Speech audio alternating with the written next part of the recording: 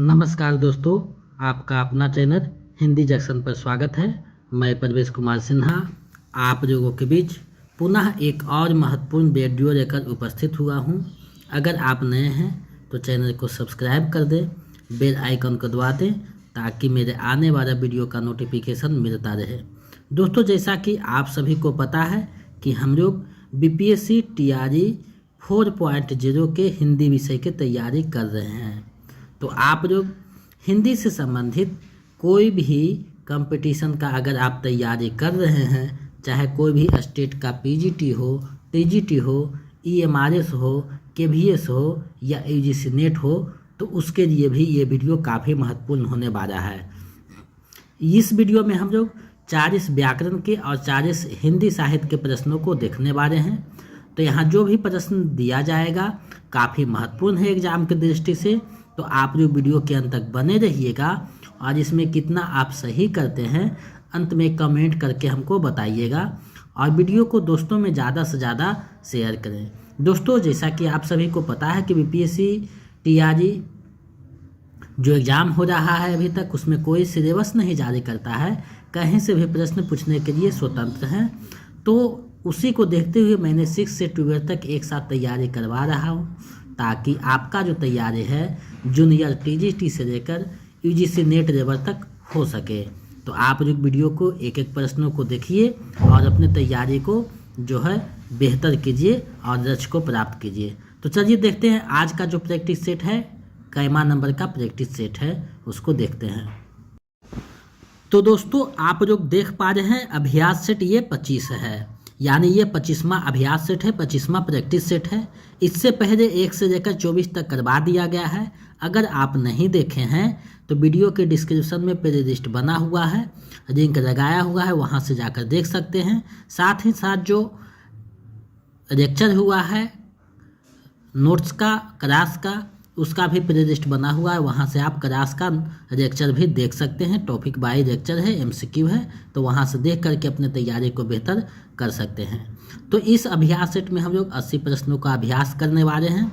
अगर आप BPSC TRE 4.0 के टीजीटी पीजीटी यानी 6 से लेकर 12 तक किसी भी वर्ग का आप तैयारी कर रहे हैं तो ये वीडियो आपके लिए खास होने वाला है, क्योंकि इसमें 80 महत्वपूर्ण हिंदी साहित्य और हिंदी व्याकरण के प्रश्नों को देखने वाले हैं जो एग्जाम के पैटर्न पर आधारित है, आपका स्तर का ध्यान में रखा गया है। तो ये दृष्टि से ये वीडियो काफ़ी महत्वपूर्ण हो जाता है। तो आप लोग तैयारी कीजिए मेरे चैनल के माध्यम से, क्योंकि हिंदी जंक्शन के माध्यम से 4000 प्लस बच्चों ने अपना लक्ष्य प्राप्त किया है, आगे आप भी कर सकते हैं। अगर आप बीपीएससी टीआरई 4.0 का नोट्स और प्रैक्टिस सेट प्रीवियस सेट पाना चाहते हैं तो मेरे नंबर 7261815307 पे 249 रुपया किसी भी माध्यम से पेमेंट कर दीजिए, गूगल पे, फ़ोनपे, पेटीएम, और उसका स्क्रीनशॉट लेकर हमें इसी नंबर पे व्हाट्सएप कर दीजिए। तो हम इधर से आपको नोट्स जो है previous set, practice set PDF में रूप में भेज देंगे। ए स्टेट के लिए 199 रुपया पेमेंट करके स्क्रीनशॉट भेजिए, कोई भी पेपर के लिए आपको नोट्स मिल जाएगा। तो इन सारे चीज़ों से जुड़ करके अपने तैयारी को बेहतर कर सकते हैं। तो चलिए बिना देर करते हुए आज के प्रश्नों को देखते हैं। आज का प्रश्न क्या कहता है, कैसा प्रश्न है, तो चलिए चलते हैं। तो आप देख रहे हैं अभ्यास सेट ये 25 है, ये 25वां अभ्यास सेट हम लोग देखने वाले हैं। 1 से 24 तक करवाया जा चुका है अभ्यास सेट, अगर नहीं देखें तो देख सकते हैं। यहाँ पहला प्रश्न आप लोगों के सामने है, 25वां प्रैक्टिस सेट का पहला प्रश्न आप लोगों के सामने है। हम लोग तो विस्तार में ज़्यादा नहीं देखेंगे क्योंकि समय बहुत कम रहता है और समय निकाल करके हम आपके पास जो है चीज़ें को प्रस्तुत करते हैं। तो आप लोग टॉपिक बाई जो क्लास है उसको देख सकते हैं, एमसीक्यू को देख सकते हैं। देखिए यहाँ पहला प्रश्न आप लोगों के सामने है, सिंधी भाषा का विकास अपभ्रंश की किस बोली से माना जाता है। यानी सिंधी जो भाषा है उसका विकास जो है अपभ्रंश के किस शैली से माना जाता है, यानी किस बोली से माना जाता है। अपभ्रंश के किस शैली, किस बोली से माना जाता है, ऐसा प्रश्न पूछा गया है। तो देखिए सिंधी का जो विकास है वो ब्राचर से हुआ है, यानी अपभ्रंश का जो ब्राचर रूप है उसी से हुआ है। तो विकल्प क इसका सही आंसर हो जाएगा। तो इसका सही आंसर विकल्प क है। तो इसी तरीका से आपको प्रश्न वहाँ पूछा जाएगा 5 विकल्प रहेंगे। तो चौथा और पांचवा विकल्प आपको ज़्यादा उलझाने वाले हैं, फंसाने वाले रहते हैं। तो प्रश्न को अच्छे से पढ़ लीजिएगा, समझ लीजिएगा, उसके बाद जवाब देना है, क्योंकि जल्दी में आप लोग प्रश्न को जानते हुए और आंसर गलत करके चले आते हैं, जो कि मेरिट बनने में आपको परेशानी होता है। तो आप लोग अच्छे से समझिए, पढ़िए, उसके बाद बनाइए, ताकि कोई भी प्रश्न गलत ना हो और आपका मेरिट बनने में कोई दिक्कत ना हो। चलिए आगे बढ़ते हैं, अगले प्रश्न को देखते हैं। सतसैया के दोहरे जो नावक के तीर, देखन में छोटे लगे घाव करे गंभीर। उपयुक्त पंक्ति किसकी है? यानी ये जो पंक्ति है वो किसकी पंक्ति है आपको बताना है। बहुत बेहतरीन पंक्ति है कि जो देखने में छोटा लगता है घाव बहुत गंभीर करता है। तो ये किसकी पंक्ति है? तो ये जो पंक्ति है बिहारी लाल की पंक्ति है, रीतिराजकालीन कवि हैं। तो विकल्प क इसका सही आंसर हो जाएगा। अब देखिए यहाँ केशव दास हैं, तो केशव दास की एक बहुत प्रसिद्ध रचना है रामचंद्रिका, तो ये ध्यान में रखिएगा। चलिए आगे बढ़ते हैं अगले प्रश्न की तरफ। एक राष्ट्रीय अस्मिता और राष्ट्रीय चरित्र का विकास भाषा के साथ अभिन्न रूप से जुड़ा होता है। भाषा का कोई गढ़ता नहीं, भाषा को कोई गढ़ता नहीं, वह तो हवा पानी की तरह सहज भाव से बह सकती है। उपयुक्त कथन किसका है? यानी ये जो कथन है वो किसका कथन है आपको बताना है। तो देखिए ये जो कथन है ये अज्ञेय का कथन है, यानी अज्ञेय ने ये बातें को कहा है। तो ये अज्ञेय का कथन है, ध्यान में रखिएगा, ये अज्ञेय का कथन है। तो इसका सही आंसर हो जाएगा विकल्प क सही हो जाएगा, अज्ञेय। चलिए आगे बढ़ते हैं, अगले प्रश्न को देखते हैं। तो चलिए देखते हैं आगे प्रश्न क्या कहता है। वीरेन डंगवार को किस पुस्तक के लिए साहित्य अकादमी पुरस्कार दिया गया? यानी वीरेन डंगवार जो रचनाकार हुए उनको किस पुस्तक के लिए साहित्य अकादमी पुरस्कार दिया गया है वो आपको बताना है। तो देखिए साहित्य अकादमी जो पुरस्कार उनको दिया गया है दुष्ट चक्र में सृष्टा के लिए दिया गया है, यानी विकल्प ख इसका सही आंसर हो जाएगा। संशयात्मा जो है एक झारखंड के जो कवि हैं ज्ञानेंद्र पति, उन्हीं का रचना है संशयात्मा। तो ये ध्यान में रखिएगा। चलिए आगे बढ़ते हैं, अगले प्रश्न को देखते हैं। निम्नलिखित में कौन सा नाटक हबीब तनवीर का है? यानी आपको बताना है इनमें से कौन सा नाटक हबीब तनवीर का है। तो देखिए हबीब तनवीर का जो नाटक है चरणदास चोर, आगरा बाजार, देख रहे हैं नैन, तीनों जो है उन्हीं का नाटक है। तो ये ध्यान में रखिएगा। तो इसका सही आंसर हो जाएगा विकल्प घ, उपयुक्त में से एक से अधिक, यानी विकल्प घ इसका सही आंसर हो जाएगा। आगे बढ़ते हैं, अगले प्रश्न को देखते हैं। तुलसीदास की किस रचना में संत महंतों के रक्षण वर्णित हैं? यानी तुलसीदास की वो कौन सी रचना है जिसमें संत और महंतों के रक्षण का जो है वर्णन किया गया है?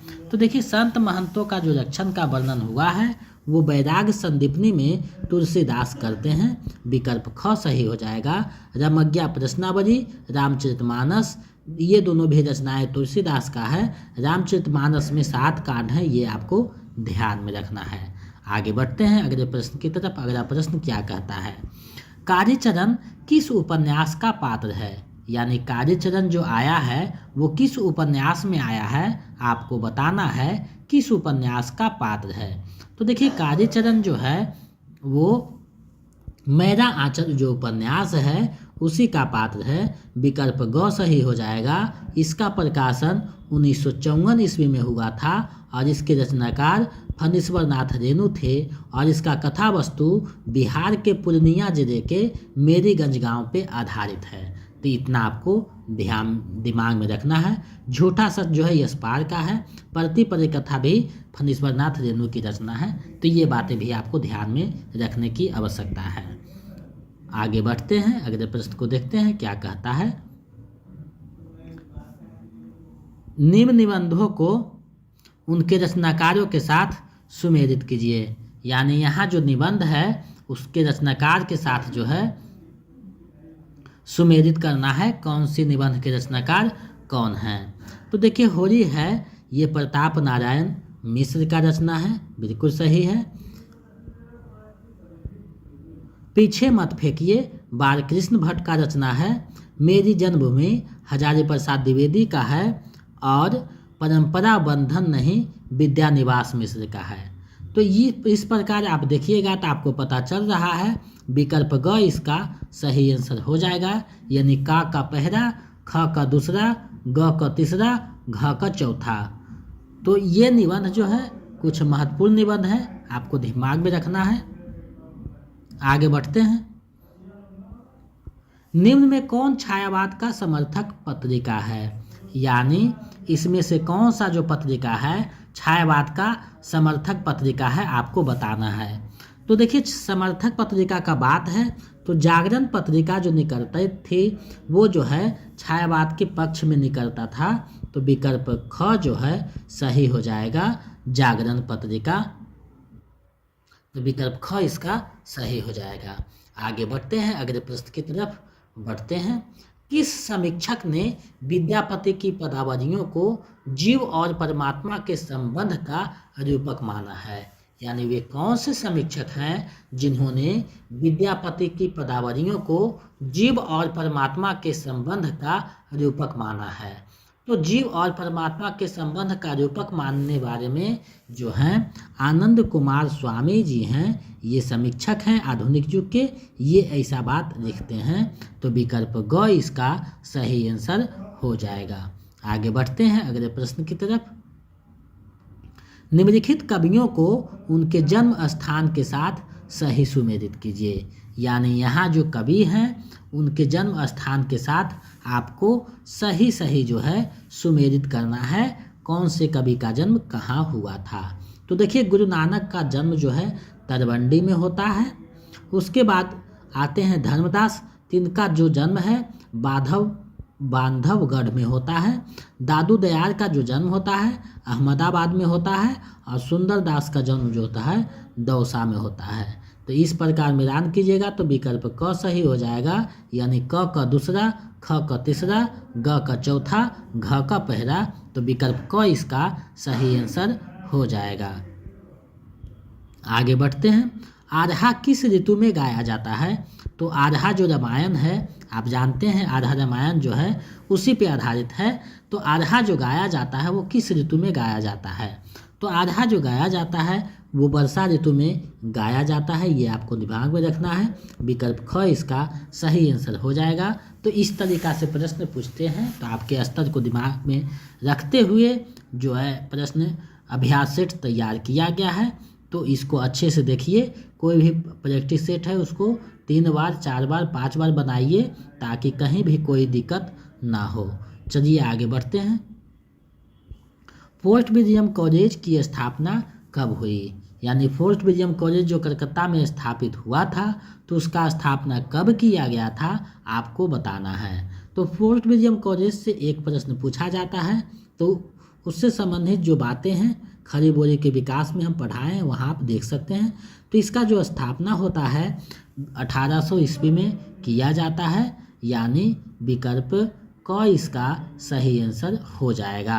1800 ईस्वी में फोर्ट विलियम कॉलेज कलकत्ता की स्थापना की जाती है। तो विकल्प क इसका सही आंसर हो जाएगा। आगे बढ़ते हैं, अगले प्रश्न को देखते हैं। सिद्धों में प्रचलित महामुद्रा शब्द का अभिप्राय है। तो क्या अभिप्राय है आपको बताना है। सिद्धों में जो महामुद्रा का जो प्रक्रिया चलता है तो उसका क्या अर्थ होता है वो आपको बताना है। तो सिद्धि हेतु आसन का एक रूप है, ऐसा नहीं है।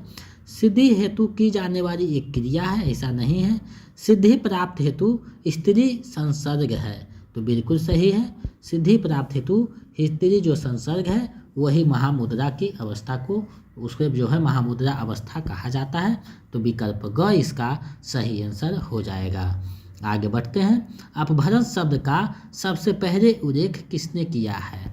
अपभ्रंश शब्द का सर्वप्रथम उल्लेख और चर्चा किसने किया है आपको बताना है।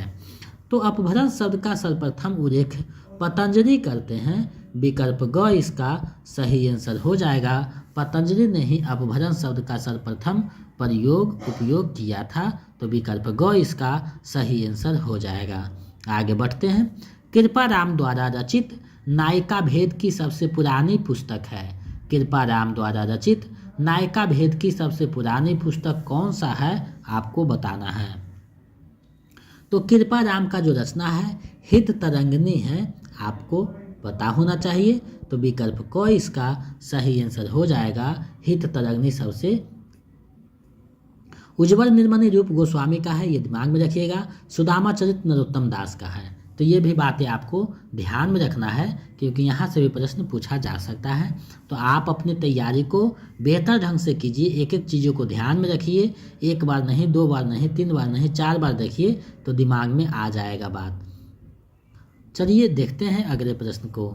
इनकी उक्तियों ऐसी लुभावनी हुई कि बिहारी आदि परवर्ती कभी भी उनमें से बहुतों का अपहरण करने का लोभ ना रोक सके। आचार्य शुक्र की यह उक्ति किस कवि के विषय में कहा गया है।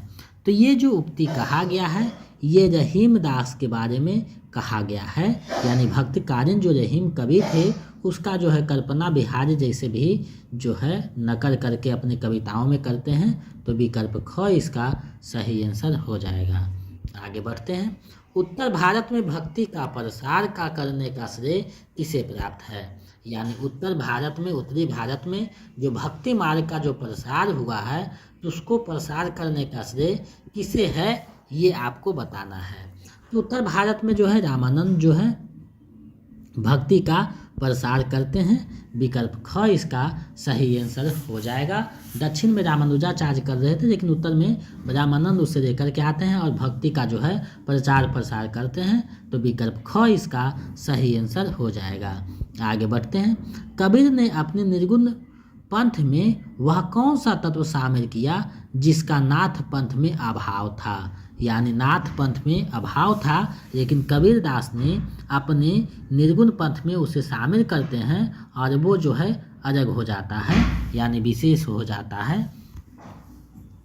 तो रागात्मक तत्व से रहित साधना व तांत्रिक विधान, ऐसा तो वहाँ भी कहा गया, तो ये बात गलत है। हृदय पक्ष शून्य सामान्य अंत साधना का मार्ग, तो ये भी वहाँ बात की गई है नाथ पंथ में। भारतीय वेदांत और सूफियों का प्रेम तत्व, तो ये जो है सम्मिलित करते हैं। भारतीय वेदांत और सूफियों का प्रेम जो है अपने निर्गुण पंथ में मिलाते हैं, तो ये सबसे अलग हो जाता है।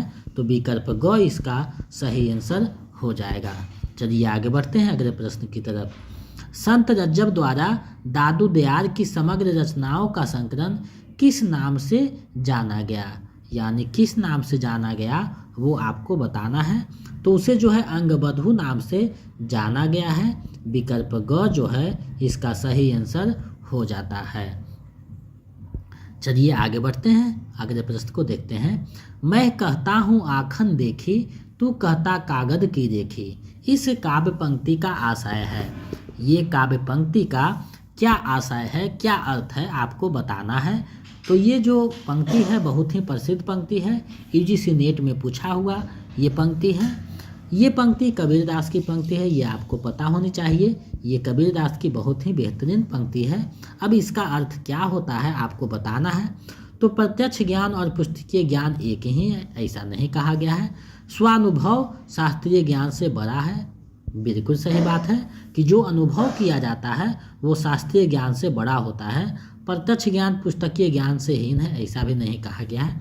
तो विकल्प ख इसका सही आंसर हो जाएगा, क्योंकि अगर आप तीनों विकल्प पे विचार कीजिएगा तो आपको अर्थ निकल रहा है कि आखिर आँखन देखी का बात किया गया है, यानी जो अनुभव है तो शास्त्रीय ज्ञान से बड़ा होता है। बिल्कुल सही बात है, विकल्प ख जो है सही हो जाएगा। आगे बढ़ते हैं।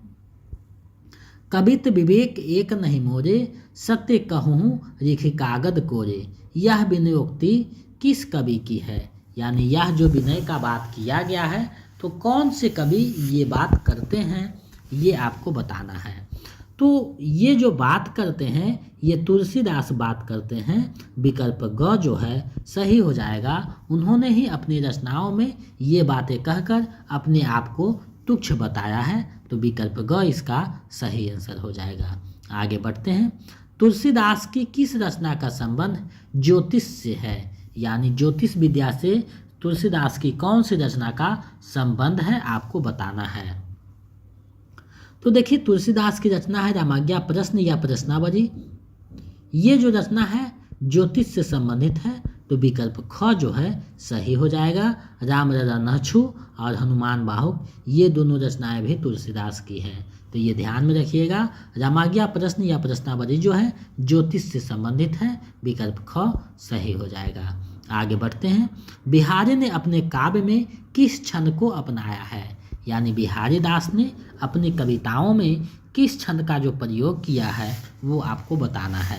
तो ये जो है दोहा शब्द का बहुत ज़्यादा प्रयोग किए हैं, विकल्प ख जो है सही हो जाएगा। कुंदन को रंग फीको रगे, झलके अति अंगन चारु गुराई, यह पंक्ति है। ये जो पंक्ति है किसका पंक्ति है, तो ये जो है मतेराम की पंक्ति है, रीतिकालीन कवि है, विकल्प क जो है सही हो जाएगा। तात्विक दृष्टि से ना तो हम इन्हें यानी कबीर को अद्वैतवादी कह सकते हैं और ना एक ईश्वरवादी। कबीर से संबंधित यह जो विचार है वो किनका है आपको बताना है, यानी कबीर से संबंधित ये जो बातें की गई है तो किसके द्वारा की गई है ये बताना है। तो ये जो है रामचंद्र शुक्ल ऐसी बातें करते हैं, विकल्प क सही हो जाएगा। तो ये जो कथन है TRE 1 में पूछा गया था, हो सकता है 4 में पूछा जाए, तो सभी दृष्टि से आपका तैयारी महत्वपूर्ण रूप से करवाया जा रहा है ताकि आप एग्जाम में कोई भी दिक्कत की सामना ना करें। नाटकों और नाट्य शैलियों के साथ जो है सुमेलित करना है, कौन सा नाटक जो है किस नाट्य शैली में लिखा गया है ये आपको बताना है। तो यहाँ देखिए दिया गया है, तो अंधेर नगरी जो है प्रहसन है, ध्रुव स्वामिनी जो है वो समस्या मोचक नाटक है, आगरा बाजार जो है लोकनाट्य शैली में लिखा गया है, अंधा युग गीति नाट्य है। तो इस प्रकार अगर आप मिलान कीजिएगा तो विकल्प ग जो है सही हो जाएगा, यानी क का तीसरा, ख का दूसरा, ग का पहला और घ का चौथा, तो विकल्प ग इसका सही हो जाएगा। आगे बढ़ते हैं। रीतिकालीन आचार्यों की 3 श्रेणियों में शामिल है, रीतिकालीन आचार्यों की 3 श्रेणियों में शामिल है, तो श्रेणी कौन से श्रेणी है आपको बताना है। तो पहला उद्भावक आचार्य हुए रीतिकार में, एक हुए व्याख्याता आचार्य, एक हुए कवि शिक्षक, तो यानी तीनों के तीनों सही हैं, तो विकल्प घ सही हो जाएगा, उपयुक्त में से एक से अधिक। तो इस तरीका से भी प्रश्न पूछा जाता है, तो ध्यान में रखिएगा। इनमें असंगत है, तो कौन असंगत है आपको बताना है, इनमें असंगत कौन है। तो शकुंतला नाटक नेवाज ने लिखा है, बिल्कुल सही है। गीति संग्रह रसनिधि का है, अलंकार गंगा श्रीपति का है, तो तीनों के तीनों सही हैं। और यहाँ असंगत पूछा है, तो इसका सही आंसर विकल्प अंग हो जाएगा, उपयुक्त में से कोई नहीं, क्योंकि यहाँ सभी के सभी क्या हैं, संगत हैं। आगे बढ़ते हैं, अगले प्रश्न को देखते हैं। ऋतु वर्णन तो इनके जैसा और किसी श्रृंगारी कवि ने नहीं किया, ऋतु वर्णन तो इनके जैसा और किसी श्रृंगारी कवि ने नहीं किया है। आचार्य रामचंद्र शुक्ल का यह कथन किस कवि के लिए है, यानी रामचंद्र शुक्ल का ये जो कथन है किस कवि के लिए कहा गया है आपको बताना है। तो ये जो बातें जो हैं सेनापति के बारे में रामचंद्र शुक्ल कहते हैं, विकल्प ख इसका सही आंसर हो जाएगा। और पर्व त्यौहार का बात आएगा तो पद्माकर आएंगे, तो ये ध्यान में रखना है। अगला प्रश्न है, वे पूर्वीपन की परवाह न करके अपने वैश्वार्य की ग्राम्य कहावतें और शब्द भी बेधड़क रख दिया करते थे। शुक्ल जी की इन पंक्तियों का संबंध किससे है, यानी शुक्ल जी ये बात किस कवि के बारे में कहते हैं आपको बताना है, किसके बारे में ये बात लिखते हैं। तो प्रताप नारायण मिश्र के बारे में रामचंद्र शुक्ल ये बातें कहते हैं, तो विकल्प ग जो है सही हो जाएगा, प्रताप नारायण मिश्र। आगे बढ़ते हैं। मेरी समझ में नई शैली में भाव नहीं भावों की छाया पाई जाती थी, जिन्हें पकड़कर हृदयंगम करने में कठिनाई होती थी। इस छायावादिता से ही मैंने छायावाद शब्द बनाया था। यह कथन किस आलोचक का है? ये जो कथन है वो किस आलोचक का है आपको बताना है। तो ये जो कथन है मुटुकधर पांडे के द्वारा कहा गया है, लिखा गया है। विकल्प ग इसका सही आंसर हो जाएगा। आगे बढ़ते हैं। रसायन शब्द ही आगे चलकर आकर रासो हो गया। रासो काव्यों के संदर्भ में यह किसने माना है? यानी किसने माना है कि रासो शब्द की उत्पत्ति जो है रसायन से हुआ है? तो ये जो मानने वाले हैं रामचंद्र शुक्ल मानने वाले हैं। विकल्प क इसका सही आंसर हो जाएगा। आगे बढ़ते हैं। किस आलोचक ने सरस्वती पत्रिका को 20वीं शताब्दी के प्रारंभिक काल का विश्वकोश कहा है? यानी 20वीं शताब्दी का जो प्रारंभिक काल है उसका विश्वकोश सरस्वती पत्रिका को किसने कहा है?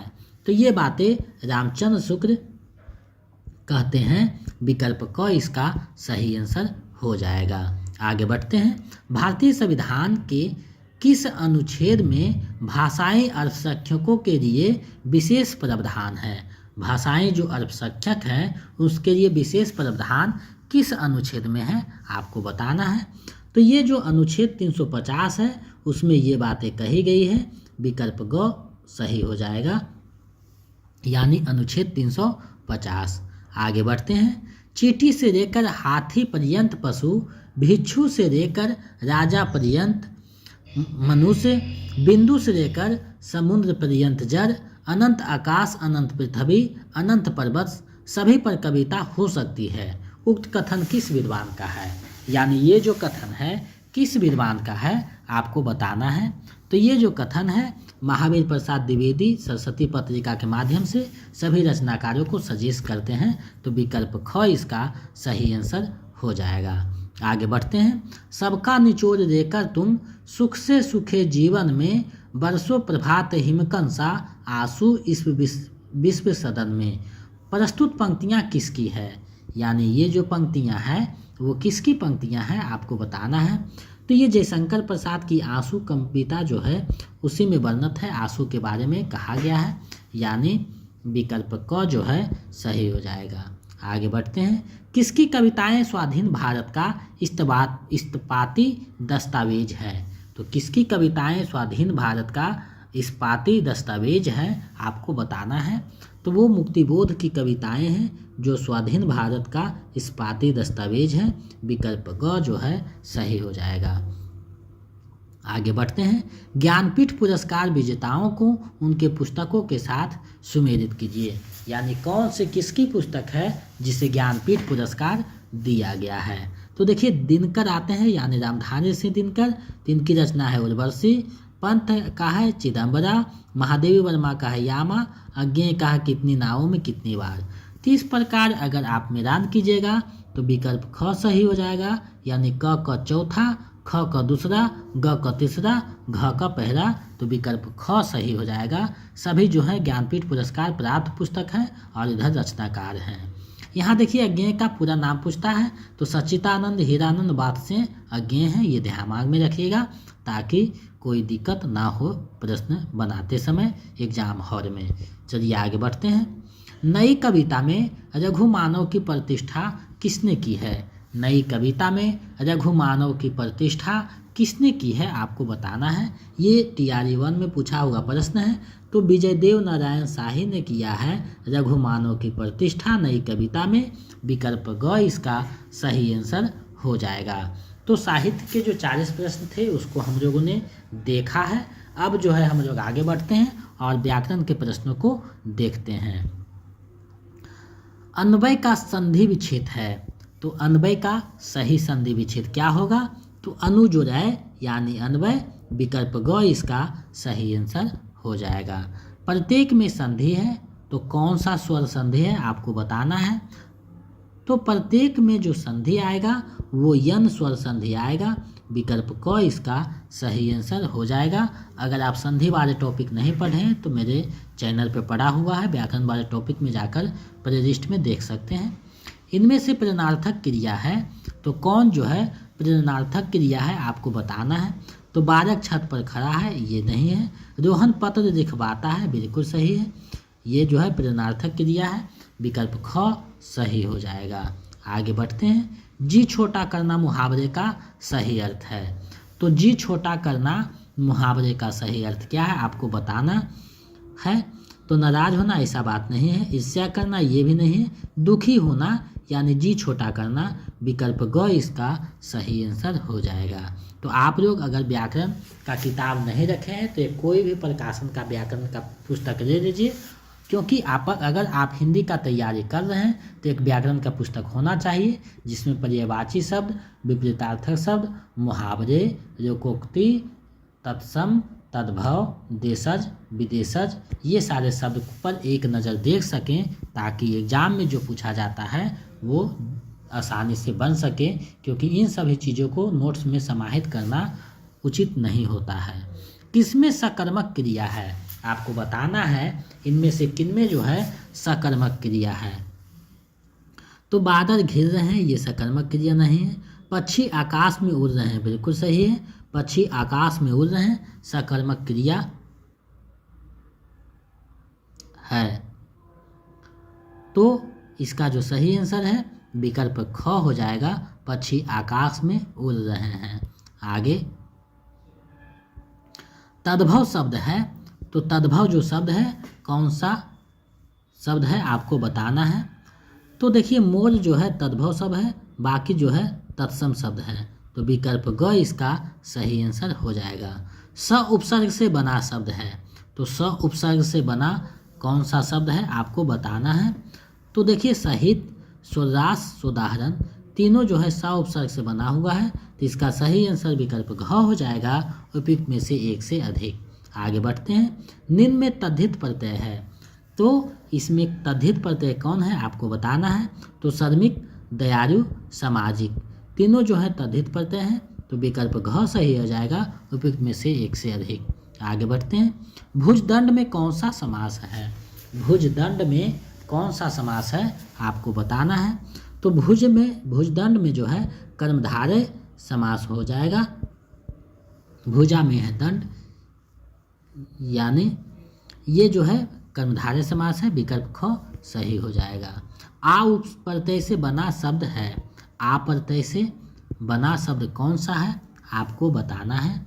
तो देखिए भूखा, प्यारा, कड़वा, तीनों में जो है आ प्रत्यय आया हुआ है, तो इसका सही आंसर जो है विकल्प घ हो जाएगा, उपयुक्त में से एक से अधिक, क्योंकि तीनों के तीनों जो है आ प्रत्यय से बना हुआ शब्द है। तो प्रत्यय उपसर्ग से भी प्रश्न बनते हैं, तो ये सब प्रश्न थोड़ा सा समझ लीजिएगा तो आसानी से सही हो सकता है, तो इसलिए समझ बूझ के बनाइएगा ताकि दिक्कत ना हो। और आप लोग वीडियो को ज़्यादा से ज़्यादा शेयर कीजिए ताकि हमें एक उत्साह मिल सके, क्योंकि बहुत मेहनत करके चीज़ें आपके समक्ष प्रस्तुत करते हैं। पंडित का पर्यायवाची शब्द है, पंडित का पर्यायवाची शब्द क्या है आपको बताना है। तो पंडित, कोविद, बिल्कुल, प्राज्ञा, बुध, तीनों जो है पंडित का पर्यायवाची शब्द है, तो विकल्प घ इसका सही आंसर हो जाएगा, उपयुक्त में से एक से अधिक। कर्जोनी का अर्थ है, कर्जोनी का अर्थ क्या है आपको बताना है। तो इसका अर्थ है नदी, विकल्प करकर करता है, उसी से करजोनी सब बनाया है, तो विकल्प ग, नदी की झरना जो है करकर करती बहती है, तो विकल्प ग इसका सही आंसर हो जाएगा। आगे बढ़ते हैं। असंगत को चुनिए, तीन में कौन असंगत है। तो बादल का अर्थ जरज होता है, कमर मतलब जरद, बादल मतलब जरद, समुद्र का जरद ही हो जाता है, तो तीनों के तीनों सही अर्थ है, पर्यायवाची अर्थ और उसका जो शब्द है सही है। इसमें जो है असंगत कह रहा है, तो इसका सही आंसर विकल्प अणवा हो जाएगा, उपयुक्त में से कोई नहीं, क्योंकि सभी के सभी संगत हैं। अज शब्द का विलोम है, तो अज शब्द का उल्टा क्या होगा आपको बताना है। तो अर्क भी नहीं होगा, अनुज भी नहीं होगा, अज मतलब विज्ञ, उल्टा हो जाएगा इसका, अज का विज्ञ, यानी विकल्प ग इसका सही आंसर हो जाएगा। इनमें मिश्र वाक्य है, तो कौन सा वाक्य मिश्र वाक्य है आपको बताने हैं। तो मिश्र वाक्य जो है, उसने जो पक्षी परीक्षा दी वह 10वीं की थी, बिल्कुल सही है, ये मिश्र वाक्य है, विकल्प ग जो है सही हो जाएगा। मैंने आज घर की सफाई नहीं की वाक्य है। तो ये जो है कौन सा वाक्य है आपको बताना है। तो देखिए निषेधात्मक यहाँ मना किया जा रहा है, नहीं किया, तो विकल्प ग जो है सही हो जाएगा, निषेधवाचक वाक्य है। आगे बढ़ते हैं। शुद्ध वाक्य है, तो कौन सा वाक्य शुद्ध है आपको बताना है। वह अनेक बार बोला, बिल्कुल सही है। मैं माँ को एक कार्ड भेजा, मैंने हो जाएगा, ये गलत। शरीर पर कई अंग, शरीर में कई अंग, तो विकल्प क जो है सही हो जाएगा, वह अनेक बार बोला। शुद्ध शब्द है, तो दर्पण कैसे शुद्ध लिखा जाता है वो आपको बताना है। तो दर्पण इस प्रकार से लिखा जाता है जो शुद्ध शब्द है, तो विकल्प ग इसका सही आंसर हो जाएगा। आगे बढ़ते हैं। लौट कर आया हुआ के लिए एक शब्द है, तो जो लौट कर आया हुआ होता है उसे क्या कहा जाता है एक शब्द में, तो उसे प्रत्यागत बोला जाता है, यानी विकल्प ग जो है सही हो जाएगा। स्वर संधि के कितने भेद होते हैं आपको बताना है। तो देखिए कुछ कुछ क्वेश्चन बहुत बेसिक होते हैं, बहुत सरल होते हैं, तो उसको ध्यान दे के बनाइएगा क्योंकि जल्दी जल्दी में गलत हो सकते हैं। स्वर संधि की जगह संधि आप पढ़ लीजिएगा कि संधि के कितने भेद हो, 3 मार्क के चले आइए, लेकिन यहाँ अच्छे से पढ़ना है। स्वर संधि का बात कर रहा है, तो स्वर संधि के 5 भेद होते हैं, आपको पता है, विकल्प क सही हो जाएगा। 9 दिन चले 2.5 कोस मुहावरे का सही अर्थ क्या है। 9 दिन चले 2.5 कोस मुहावरे का सही समय अर्थ क्या है, तो ज़्यादा समय में कम काम करना विशेष अर्थ देता है, विकल्प ख इसका सही आंसर हो जाएगा।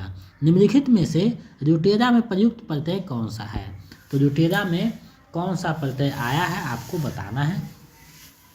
तो ल्युटेरा में एरा प्रत्यय आया है, विकल्प ग जो है सही हो जाएगा। इनमें से कौन सा शब्द मोर का पर्यायवाची नहीं है, यानी मोर जो शब्द है तो उसका पर्यायवाची कौन सा नहीं है आपको बताना है। तो देखिए करापी और केकी दोनों जो है मोर का पर्यायवाची है और नहीं पूछ रहा है, तो तमचुक जो है मोर का पर्यायवाची शब्द नहीं है, तो विकल्प क इसका सही आंसर हो जाएगा। तो देखिए इस तरीका से भी प्रश्न पूछता है, तो एक एक तरीका को आपको दिमाग में रखना है। प्रश्न किसी भी प्रकार से पूछ करके शब्दों में आपको फंसा सकता है, तो इससे आपको बचना है और परीक्षा में अच्छे स्कोर करके आना है। निम्न में कौन सा वर्ण अघोष है, तो अघोष वर्ण कौन सा है, तो च जो है अघोष वर्ण आता है, विकल्प ग सही हो जाएगा। वर्ण और ध्वनि वाले सेक्शन जो व्याकरण पढ़ाए हैं उसमें आप देख सकते हैं। इनमें किस वाक्य में कर्मवाच्य है, तो इनमें से कौन सा वाक्य है जिसमें कर्मवाच्य है आपको बताना है। तो श्याम के द्वारा पुस्तक पढ़ी गई कर्मवाच्य है, विकल्प ग जो है सही हो जाएगा। निम्नलिखित में कौन सा शब्द ऋणी का विलोम है, यानी ऋणी जो शब्द होता है तो उसका विलोम कौन सा शब्द है आपको बताना है। तो ऋणी का जो विलोम शब्द है वो ऋणी हो जाएगा, विकल्प क इसका सही आंसर हो जाएगा। आगे बढ़ते हैं। शुभेच्छा का सही संधि विच्छेद कौन सा है, शुभेच्छा जो शब्द है तो उसका सही संधि विच्छेद कौन सा है आपको बताना है। तो शुभ जो इच्छा शुभेच्छा हो जाएगा, विकल्प ख सही हो जाएगा। युद्ध भूमि में शब्द में कौन सा समास है, तो युद्ध भूमि शब्द में जो समास आया है युद्ध भूमि तत्पुरुष समास है, विकल्प क सही हो जाएगा। पवन तनय संकट हरन मंगल मूर्ति रूप राम रखन सीता सहित हर्ष बरसहु सुरभूप। प्रस्तुत पंक्तियों में कौन सा छंद है, ये जो पंक्ति है इसमें कौन सा छंद है आपको बताना है। तो इसमें जो छंद आया है दोहा छंद में ये बातें की गई है, विकल्प ग सही हो जाएगा। तुलसीदास की पंक्ति है। दुख ही जीवन की कथा रही क्या कहूँ आज जो नहीं कही, उपयुक्त पंक्ति में कौन सा रस आया है, तो ये जो पंक्ति है सूर्यकांत त्रिपाठी निराला की पंक्ति है, तो इसमें कौन सा रस आया है आपको बताना है। तो इसमें जो रस आया है करुण रस आया है, विकल्प क सही हो जाएगा। तो इस प्रकार के प्रश्न रहेंगे। अब जो है गद्यांश की जगह देखिए आज यहाँ पद्यांश दिया गया है, यानी पद यानी कविता है। अब देखिए कविता का जो है वो भी पूछा जा सकता है, अभी तक नहीं पूछा गया है, तो हो सकता है 4.0 में पूछा जाए, इसलिए मैंने इसमें डाला है ताकि आप अभी से देख सकें और अभ्यास कर सकें। तो चलिए देखते हैं ये पंक्ति जो है इसमें क्या बातें की गई है। देखिए लिखा गया है, सुनता हूँ मैंने भी देखा है कारे बादल में हंसती चांदी की रेखा, कारे बादल जाति द्वेष के, कारे बादल विश्व क्रेज के, कारे बादल उठते पर नव नव स्वतंत्रता के प्रवेश के, सुनता आया हूँ है देखा, कारे बादल में हंसती चांदी की रेखा। ये जो पंक्ति है सुमित्रानंद पंत की पंक्ति है, ये दिमाग में रखिएगा। और ये पंक्ति से संबंधित अब जो प्रश्न है उसको हम लोग देखेंगे कि प्रश्न कैसे पूछता है। तो चलिए देखते हैं। कारे बादल में हंसती चांदी की रेखा, पंक्ति का भाव क्या है? तो ये जो पंक्ति है इसका भाव है विपत्तियों के बीच आशा की किरण दिखाई देती है। तो विकल्प ग सही हो जाएगा, क्योंकि यही अर्थ इस पंक्ति का है, यानी कवि का मतलब यही है कहने का। काले बादल प्रतीक है, तो किसका प्रतीक है काले बादल? तो काले बादल जातिगय वैमनस्य जो है उसका प्रतीक है। विकल्प ख इसका सही आंसर हो जाएगा। चलिए आगे बढ़ते हैं। काले बादल में हंसती चांदी की रेखा में कौन सा अलंकार है? काले बादल में हंसती चांदी की रेखा, इसमें कौन सा अलंकार है आपको बताना है। तो यहाँ उपमा दिया गया है, तो विकल्प क सही हो जाएगा, उपमा अलंकार हो जाएगा। आगे बढ़ते हैं। निम्न में कौन बादल का पर्यायवाची शब्द नहीं है? तो बादल का जो पर्यायवाची शब्द नहीं है वो जरज हो जाएगा। जरज मतलब हो जाएगा जल में जो निवास करता है, तो कमर का ये अर्थ है। तो विकल्प ख इसका सही हो जाएगा। पयोधर और जरद जो है बादल का पर्यायवाची शब्द है। आगे बढ़ते हैं। कवि क्या सुनने और देखने की बात कहता है? तो कवि क्या सुनने और देखने की बात करता है? तो आशा की किरण को सुनने और देखने की बात करता है। विकल्प ग इसका सही आंसर हो जाएगा। चलिए अब एक गद्यांश है, उसको गद्यांश को पढ़ते हैं और इससे संबंधित जो प्रश्न है उसको देखेंगे। तो टीजीटी में 4 से 5 गद्यांश और पीजीटी में लगभग 2 से 3 गद्यांश पूछे जाते हैं। तो इसलिए आपको गद्यांश को बनाना जरूरी है। और गद्यांश का नियम है कि जो कहता है उसी के अनुसार आपको जवाब देना है, अपना मन से कुछ नहीं समाना है। तो चलिए देखते हैं। संसार में प्रत्येक सुंदर वस्तु उस सीमा तक है जिस सीमा तक वह जीवन की विविधता के साथ सामंजस्य की स्थिति बनाए हुए है, और प्रत्येक विरूप वस्तु उसी सीमा तक विरूप है जिस सीमा तक वह जीवन व्यापी सामंजस्य को छीन भिन्न करती है। अतः यथार्थ का दृष्टा जीवन की विविधता में व्याप्त सामंजस्य को बिना जाने अपना निर्णय उपस्थित नहीं कर पाता, और करे भी तो उससे जीवन की स्वीकृति नहीं मिलती। और जीवन के सजीव स्पर्श के बिना केवल सुंदर को एकत्र कर देने का परिणाम अवश्य भावी है, जो नरक स्वर्ग की सृष्टि का हुआ। संसार में सबसे अधिक दंडनीय वह व्यक्ति है जिसने यथार्थ के कुत्सित पक्ष को एकत्र कर नरक का आविष्कार कर डाला, क्योंकि इस चित्र ने मनुष्य की सारी बर्बरता को चुन चुनकर ऐसे ब्यौरेवार प्रदर्शित किया कि जीवन के कोने कोने में नरक गढ़ा जाने लगा। इसके उपरांत उससे यथार्थ के अकेले सुख पक्ष को पूंजीभूत कर इस तरह सजाना पड़ा कि मनुष्य उसे खोजने के लिए जीवन को छिन्न भिन्न करने लगा। अब देखिए गद्यांश जो है यहाँ दिया गया है। अब उससे संबंधित जो प्रश्न है उसको हम लोग देखेंगे। तो उक्त गद्यांश में किस बात के प्रति सतर्क किया है? तो इसमें जो सतर्क किया गया है बुद्धि के अतिरेक पर ऐसा नहीं है, कल्पना के अतिरेक के प्रति ऐसा नहीं है, सौंदर्य के अतिरेक के प्रति बिल्कुल सही है। तो विकल्प ग सही हो जाएगा। सौंदर्य के अतिरेक के प्रति सजग किया गया है। आगे बढ़ते हैं। सुंदर वस्तु जीवन की विविधता के साथ क्या करती है? तो जीवन की विविधता के साथ ये जो है विच्छिन्न कर देती है, यानी विकल्प ख जो है सही हो जाएगा। सबसे अधिक दंडनीय व्यक्ति कौन है? तो सबसे अधिक दंडनीय व्यक्ति जो है सौंदर्य की विभत्स रूप प्रस्तुत करने वाला होता है, यानी विकल्प क जो है सही हो जाएगा। आगे बढ़ते हैं। सौंदर्य उपयोगी तभी होता है जब बुद्धि का स्पर्श मिलता है, यानी बुद्धि का जब स्पर्श मिलता है तो वो क्या है उपयोगी हो जाता है। विकल्प ग इसका सही आंसर हो जाएगा, क्योंकि इसी बात पे जोर दिया गया है। आगे बढ़ते हैं। इस वीडियो का अंतिम और सीमा प्रश्न देखते हैं। प्रस्तुत गद्यांश का उपयुक्त शीर्षक क्या होगा? तो प्रस्तुत गद्यांश का उपयुक्त जो शीर्षक होगा वो हो जाएगा सुखमय जीवन की खोज।